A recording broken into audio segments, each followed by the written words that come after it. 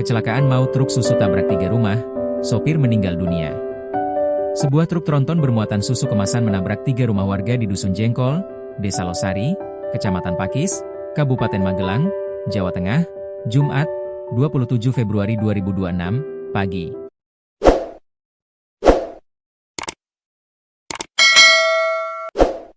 Sopir truk bernama Suhaemi, 55, warga Ngemprit, Kecamatan Kraton, Kabupaten Pasuruan, Jawa Timur dilaporkan tewas di lokasi kejadian.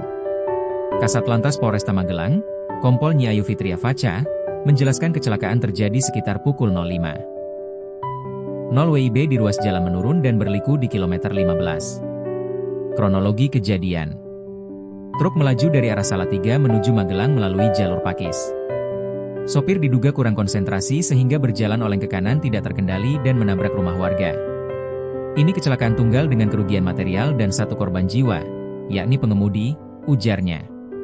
Berdasarkan hasil olah tempat kejadian perkara, TKP, sementara, supir truk diduga tidak menguasai medan yang dilalui.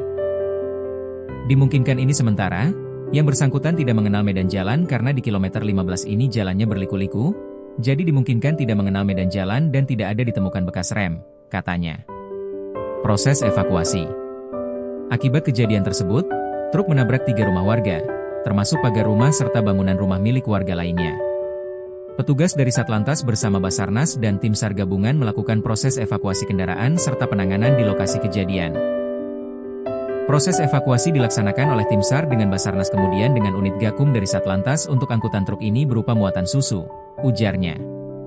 Sementara itu, penyebab pasti kecelakaan masih dalam penyelidikan lebih lanjut oleh pihak kepolisian. Penyebabnya ini masih kita dalam proses pemeriksaan lebih lanjut namun kita sudah memeriksa di TKP tidak ada jejak rem, sambungnya.